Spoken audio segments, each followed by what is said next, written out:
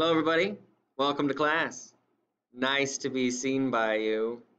Guess what? I'm not here today, but that doesn't mean you can't learn anything. Of course not. You're so lucky you get to watch a video.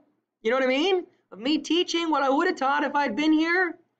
This is amazing. The 21st century, you're so lucky. Think of it. Years ago, kids would have just sat there. Whatever. Here's what's going on today. We've got an easy topic to cover in class, and it's especially convenient because on a day when I'm not here, we actually are going to just be more or less reviewing something we've kind of already lightly covered.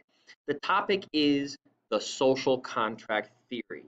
And so let me get my little face out of the way. Whoa, here we go. Social contract theory, specifically as it relates to two men we've talked about a little bit, John Locke and Thomas Hobbes. So let's get rolling here. First things first. Social contract. What is it? Well, we know that we've heard this term, right? Some of you have been in classes and you've studied this term, and so this is not new to many of us. But a social contract, it's an agreement, and specifically, it's an agreement between a government and the citizens of a country, and the agreement is about how those two groups are going to relate to each other. All right?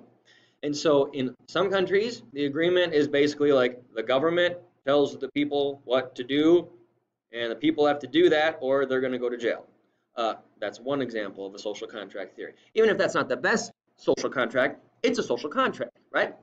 So what we're going to see is that throughout time, especially again with Tommy Hobbes and John Locke, the idea of a social contract has sort of evolved, and this is all laying the groundwork for what we are eventually going to do, which is dive into the United States and really investigate what kind of a government do we have, and we're going to get into the Constitution and blah, blah, blah, blah, blah. But that's not today.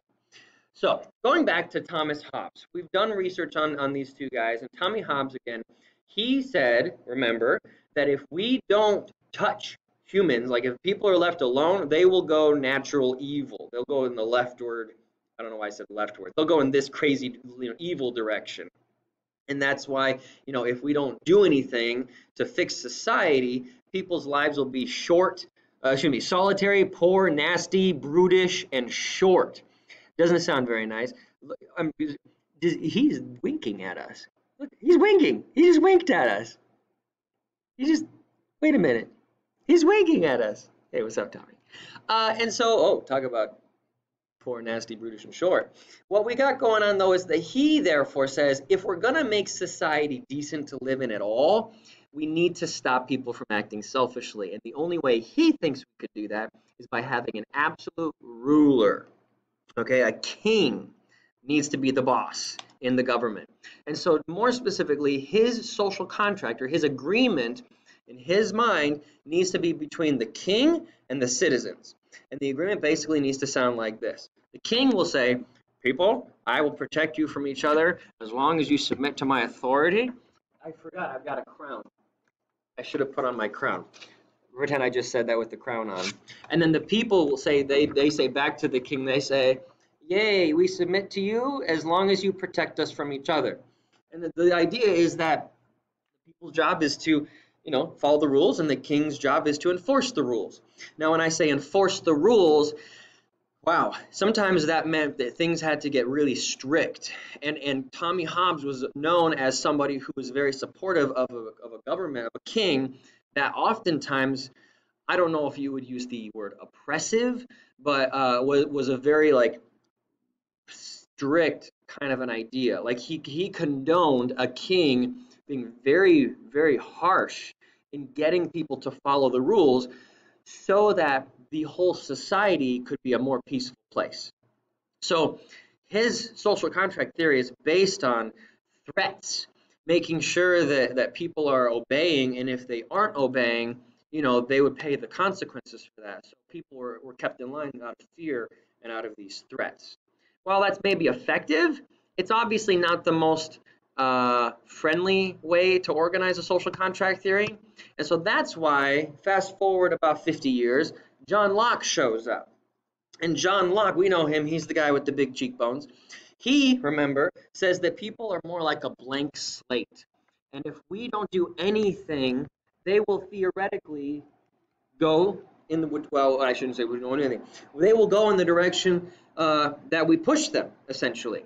And so He also is famous for his ideas of natural rights, like we talked about life, liberty, and property.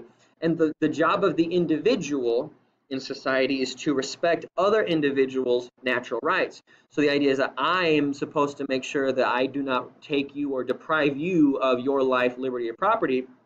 And you, theoretically, need to do the same for me. And if we all agree that we're not going to mess with each other's natural rights, then society will be a good place. And so he believes that a government's purpose is to encourage that. And if, in case someone tries to eat away at my natural rights or deprive me of that, the government's job is to, well, stop that from happening. So for him, the social contract goes like this. You've got the government and you've got the people. And basically the government says to the people, we will empower you towards life, liberty, and property. And if anybody, violates that, we'll punish them as long as you submit to our authority. And the citizens reply, okay, we'll submit to your authority as long as you empower us towards life, liberty, and property and punish people who violate that. So Locke's social contract comes off as a much more supportive, helpful idea.